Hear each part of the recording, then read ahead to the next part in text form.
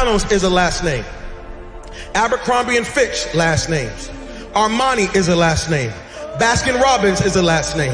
Chrysler is a last name. Fisher Price, Gucci, Hennessy, Harley Davidson, Hilton, Honda, Kohl's, Kraft Foods, Lowe's Movie Theater, Marriott is a last name. Maybach is a last name.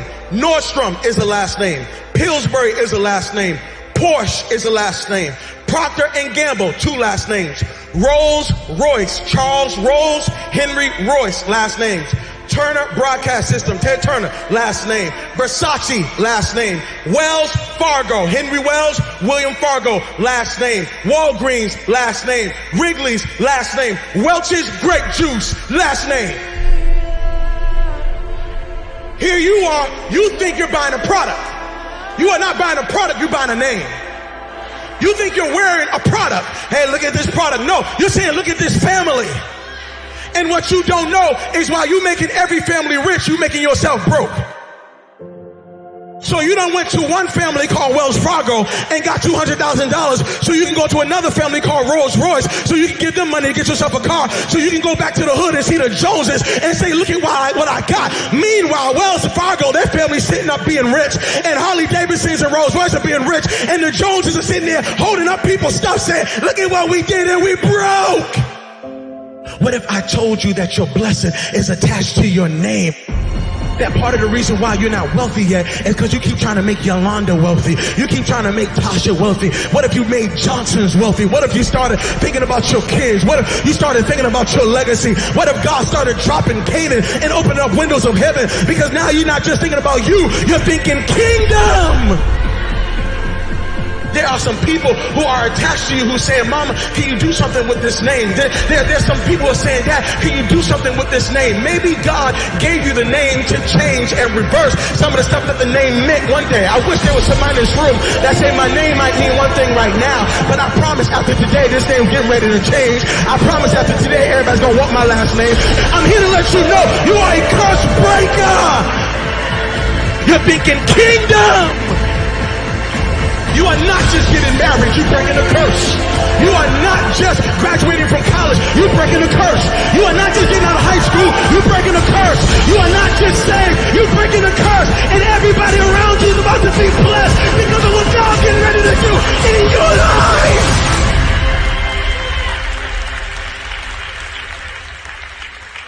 I don't know what my name meant before I got here, but I know it's going to mean before I leave. You got a legacy. Power in your name.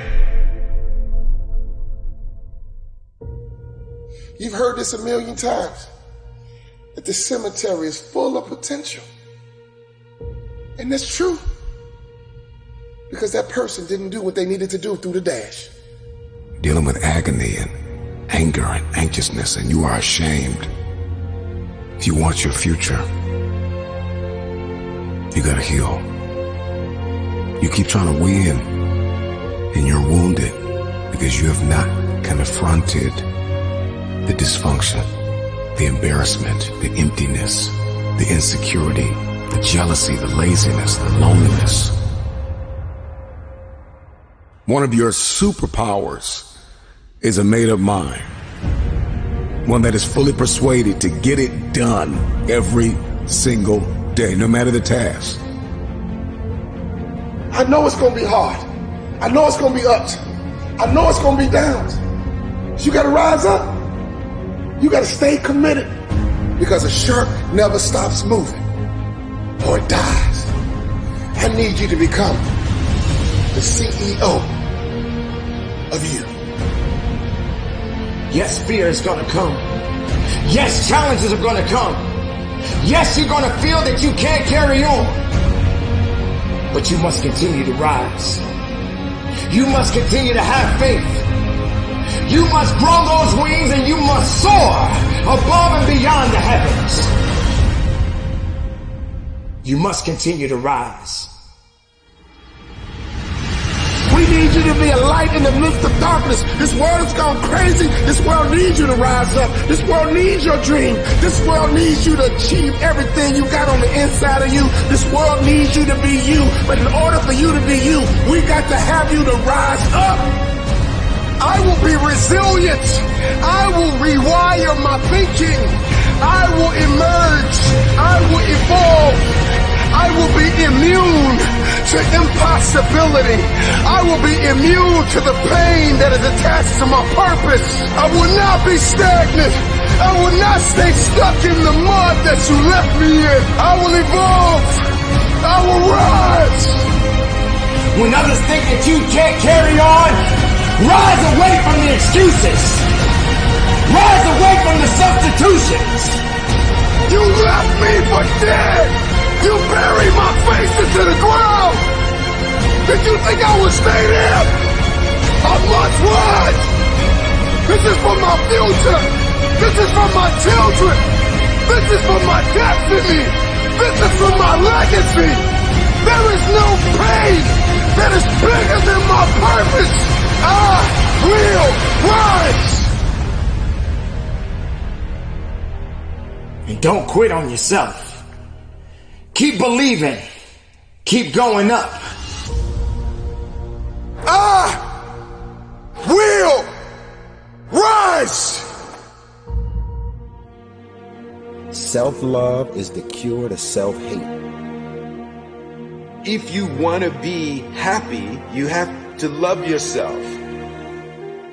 Self-love is the cure to feeling depleted, feeling like you have nothing left, you have no energy. Self-discipline is self-love. Your journey will have unexpected stops. It will have curves. It will have hills. It will have valleys. You will have sunny days. You will have rainy days. But you have to decide. If I encounter rejection, if I encounter frustration, I will not give up. You will find the calm, the peace, the hope, the faith, the courage, the expectancy you need to live. If you never get married, you are not. If you never pass that law degree, you are not. If you never become a doctor, you are not. If you never get married, you are not. If you never have a child, you are enough like you are. And that's why God created you. You are enough. The first thing you got to realize is that you got to love yourself. It's about self-love. Start understanding that if you're going to do something with your life, you got to fall in love with yourself again. The moment you start talking about self-love, you start seeing, you turn that lens inward and you start coming in contact with your personal emotional history, right? You start, if I really love myself, how can I live a better life? It is time to be more selfish, where it's all about you and taking care of you. There are key components and key ingredients in the recipe of a student mentality. Number one, you need to be disciplined. The future is very expensive, and only those who are carriers of discipline can inherit the future. I need you to stay motivated. I don't care if you have to listen to me 1,000 times. I need you to stay motivated. And I need that motivation to mature into discipline. I need you to be self-aware. So I need you to remember that you are always learning. In life, you are always learning. And I need you to believe in yourself. I need you to see yourself capable, lovable, and unconditionally worthy of your future. Turn your pain into progress. I need you to see yourself. See yourself. One of the things that many students lack is vision. You got to see yourself before you get there. You have to hear yourself telling yourself thank you. I need you to open up your ears. Open up your ears, because the you from the future is telling you thank you. Thank you for not giving up when you wanted to give up. Thank you for not being depressed. Thank you for not allowing the brokenness to eat your progress. Thank you, thank you, thank you. You got this. It's going to get hard sometimes, I'm telling you right now. It's not going to be easy. but it's worth it. Maybe you're listening to me right now, you want to lose weight, or you're trying to pass the final exam, or maybe there's just this feat that seems as though it is impossible. Turn your pain into progress. Turn your pain into progress. I need you to be uncomfortable with average. I need you to be allergic to average. I need you to come to the end of yourself. So many people are depending on you. A student is hardworking. A student is mentally tough. Have the ability to adapt. Have a character, consistency. Demonstrate courage on the daily. Stay motivated. Stay positive. Earn your respect. Have a winning attitude. Breathe. Compete. Make no excuses. Set goals. Practice great habits. Stay focused. You want your future? You gotta outwork everybody on that field. You gotta outwork everybody in the room. You gotta learn how to perform under pressure. You gotta leave it all out on the field. Everybody wants the future, but everybody wants to be average. I've heard it all in my career. All the bullshit excuses and the lies people tell themselves. They say things like, I'll start Monday. It's not my fault. It's not fair. I'm too damn tired. Or my personal favorite, I don't have enough time. Let's have a real talk. You know what kind of people do and say these things? Losers. They have a loser mentality through and through. And until they recognize that the problem is them, they'll never improve. Until they develop a winner's mentality, they'll never get what they truly want. What's a winner's mentality, you ask? It means being focused on yourself and not other people. It means having desire. It means wanting it. Willingness to work for it. You simply have to give it everything you have to get it. You need to shut down all negativity and frankly not give a shit what others say and think. You want to know what the 10 most dangerous words in the English language are? What will other people say? And what will other people think? You're the only person who needs to be okay with how you live your life. You could be hated by everyone, and if you're okay with your actions and behavior, you'll be content. At the same time, you could be loved and adored by every damn person on the planet. But if you're not okay with how you've lived your life, you'll go to bed with emptiness. The losers we discussed earlier, there'll never be a shortage of them. People who throw hate your way because of how you live your life. And there'll never be a shortage of people who want to see you fail. So the key is to just do you. Do what makes you happy and do what you think is right. At the end of the day, if you and you alone can look yourself in the mirror and be content with the choices you made, then that's all that matters. Believe in everything that you are and understand that within you there's something greater than any obstacle you'll ever face. Have faith in your abilities. Work hard, never give up, and there's nothing you can't accomplish. With the right amount of confidence, anything is possible. No matter what you set out to do, your first word should always be, I believe in me. The most important person to believe in is always yourself. When you feel like throwing in the towel, when you feel like surrendering everything you work for, remember why you started. Remember how you felt when you started. You were hungry. When you want to let go, when you want to surrender, when you want to stop, when you're ready to quit, when you have failed and failed again. Let me remind you what got you here. Hunger got you here. A strong desire got you here. You were desperate to break curses in your family. You were desperate to break the cycle of poverty and depression. You were desperate. Hunger got you here. Remember this. Every dream requires discipline. Every dream requires discipline. You can travel the world and study students and their behaviors and their mindsets. There is a science behind achievement. And when you study the most successful students in the world, we find that they are responsible, they are motivated, they are self-managed, they are self-aware. They have a long-lasting student mentality even after they have passed the test. Because they understand that life is a test. And in life, there are ups and there are downs. And so accept the responsibility. See yourself as primarily responsible for your outcomes and your experiences. You are going to need discipline. Motivation will help you get started. But discipline is going to keep you on the road to your destiny. You got to be self-motivated. You got to find purpose in what you do by discovering personally meaningful goals and dreams.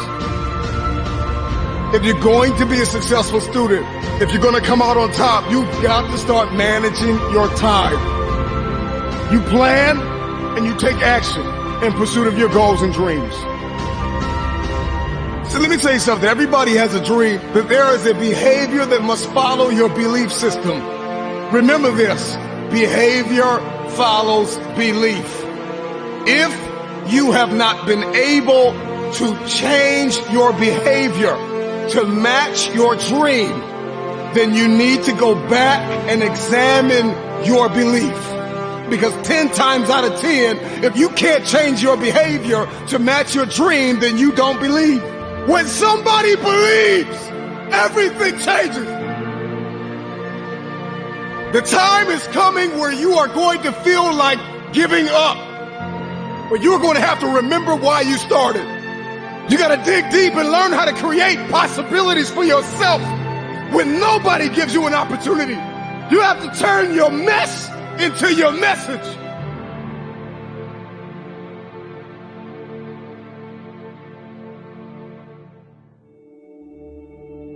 The fact that you're still alive and still on this earth, even though it's been challenging and rough, and sometimes you get discouraged and uninspired to keep going.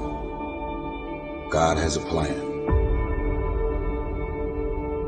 You will grow through what you go through.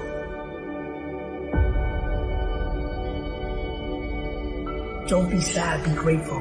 Don't dwell, do. Don't complain, create. We got this.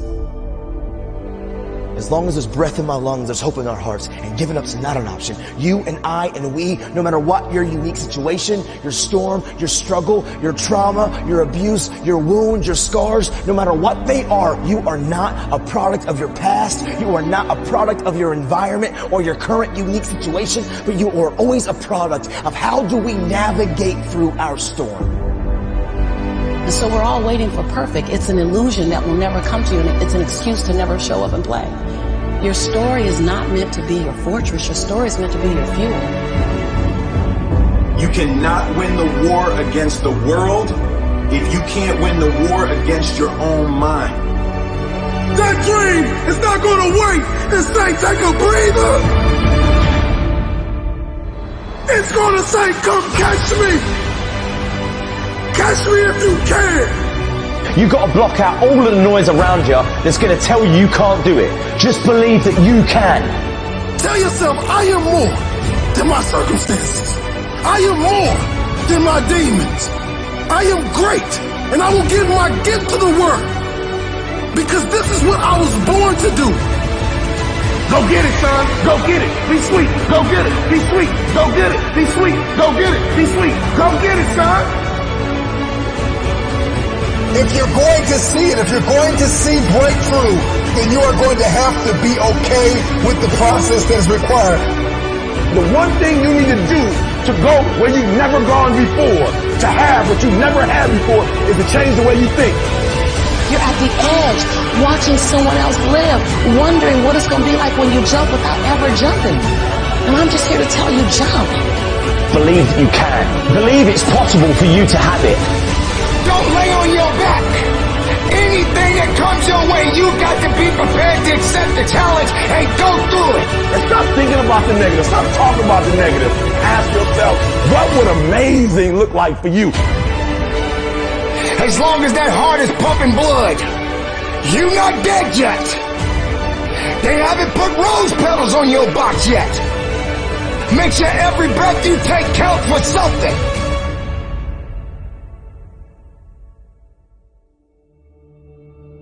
Continue to pursue purpose. And we all got a purpose. Every one of you in this room were born to not just exist, but to experience life. Every one of you in this room, you were born to leave your fingerprints on history. Stress, fear, and discomfort all promote growth. The more often you willingly place yourself in the uncomfortable, the more you'll find moments of progress, moments of growth. You'll get better, stronger, and more confident. When this becomes a habit, the tough situations in the future, when faced with something bigger, the courage and strength you've built, the stronger person you've become, now prepares you to get through and come out the other side. Your growth is in the gap, from where you are now to where you want to be. It's what's inside this gap, the walls, barriers, fears, and the uncomfortable that you need to go through. This is what's going to grow you into the person you were born to be. At times when others would normally crumble, you'll rise up. At times when others steer away, you'll straighten the wheel. You'll have complete conviction you can take on what's in front of you. Understand, this is the way for massive personal growth, realizing your ultimate dreams and becoming the strongest, best version of yourself. It's having trust and faith, knowing everything is awaiting you on the other side, knowing you've willingly placed yourself in these moments. Ask yourself, when was the last time I stepped into the uncomfortable, stepped out of my comfort zone? Are you still getting frustrated that your dreams are taking longer than expected? If you're not pushing and challenging yourself, how will you ever get to where you want to be? Many people just see the upsides of a goal. Many people just see the upsides of a dream, of a vision. They don't accept the struggle, the walls, barriers, and fears they need to go through. You have to accept the downside. You have to accept the struggle. You have to accept the uncomfortable. I remember 5 years ago, I used to tell myself that I was flat out, that I was working as hard as possible. I look back at the me 5 years ago and laugh at what that guy used to do. It was pathetic, but at that time, I thought I was doing everything I could. You have to push yourself past the edge of your comfort zone. It's the only way to grow. It's having a balanced perspective on the highs and lows of realizing a dream in order for you to get to where you want to be, for you to close that gap. It can't all be red roses. You need to get uncomfortable. It's not going to be handed to you. And if it were, you wouldn't have the strength, confidence, and ability to handle it. Being handed a dream or working for it is two different types of people. Which one are you? You are battered, broken, and depleted. Some of you have been abandoned. Your greatest opponent is an enemy you cannot see, but you can feel. You can feel that abandonment.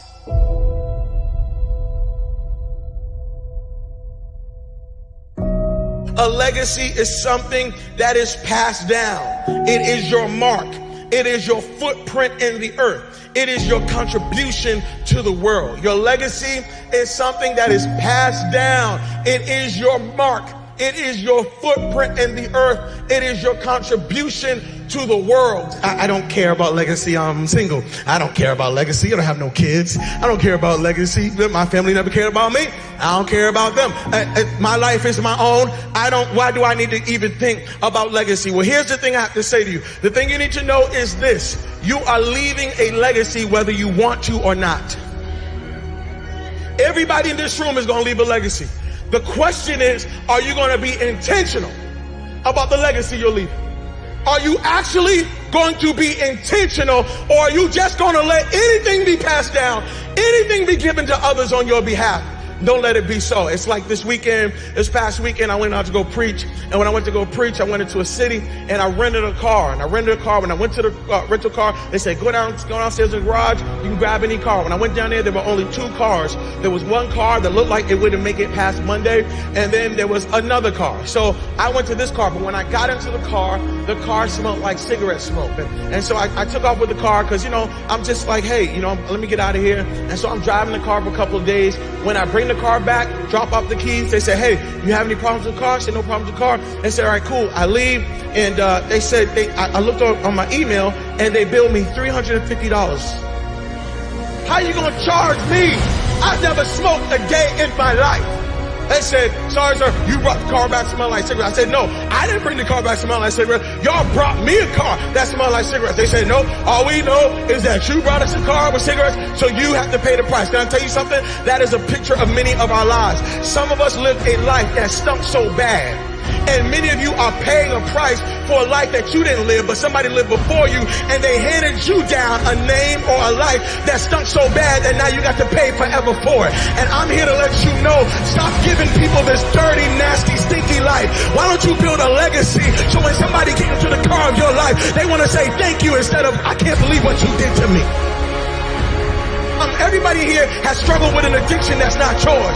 It was an addiction that your family didn't deal with. It was an addiction that your father just overlooked. And so it got passed down to you. And now you're struggling with this addiction. But truthfully, if you track the addiction, your father had it, and your grandfather had it, and your great-grandmother had it, and your whole family had it. And because they didn't deal with it, because they weren't thinking legacy, now you're driving in a car that you got to pay for. And God is saying, the buck stops here. That this is it. I put you in the earth because you're about to stop some stuff.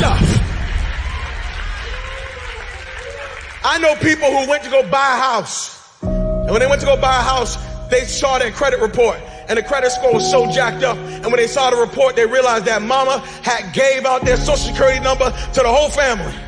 And everybody done rented stuff and didn't pay back, and everybody had electric bills and cell phones that don't even exist no more. Why? Because somebody didn't care about legacy, and they handed you a bill, and now you can't walk in Canaan, not because of your issues, but because of some issues that were passed down. God forbid you are sitting in this place saying, I don't care about legacy. You need to care about it, because somebody's got to live in the life you have. You are passing something down whether you want to or not.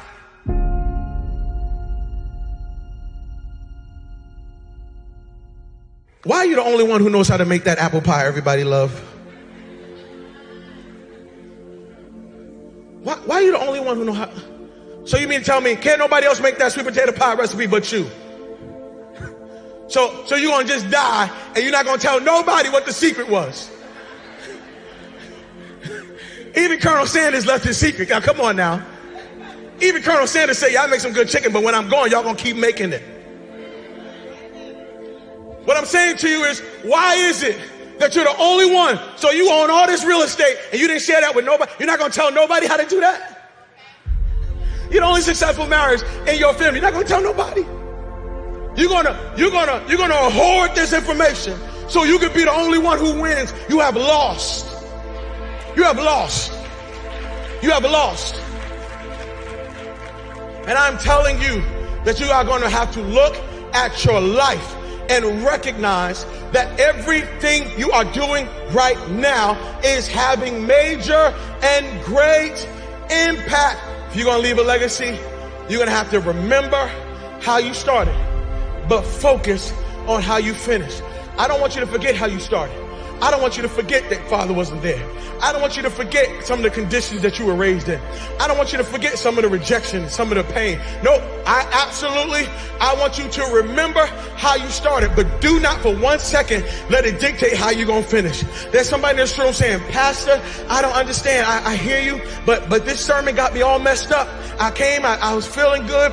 And then you done preached this sermon, and now I'm thinking about the 60 years of my life I've wasted. I'm thinking about the 60 years of hurt I caused. I'm thinking about the 60 years of stuff I did. I got some college student who's sitting here saying, Pastor, I wish I heard this word in my junior year in high school. I wish I heard this word in my sophomore year in high school, because I did some stuff as a sophomore that I'm still paying for now. I did some stuff as a senior that I'm still paying for now. Can I tell you something? Your yesterday may have been jacked up, but God knows how to take the old and make it new. I came to preach to somebody today and let you know your first 60 years was jacked up, but your next 60 days, God says, I will turn it into such impact. I will give it such greatness that you won't even remember some of the stuff that you jacked up. Legacy is built now, but experienced later. If you are going to leave a legacy, you got to start building now. I'm talking to college students. Okay, don't wait. Oh, when I graduate in 4 years, I'm just gonna live it up. And then when I graduate, I'm gonna be free. I'm gonna get serious about my life. Can I tell you something? I know 40-year-olds who are living under the consequence of things they did from 18 to 22. And they thought that when they left school, that they left the issue, not realizing that the issue followed them all the way into their adulthood. I'm telling you that right now you are a builder. Right now, you have to start building your life now. You got to start building credit now. You got to start building your finances now. You got to think like a farmer. A farmer thinks sowing. I'm sowing seeds, realizing that I'm not going to reap this until later.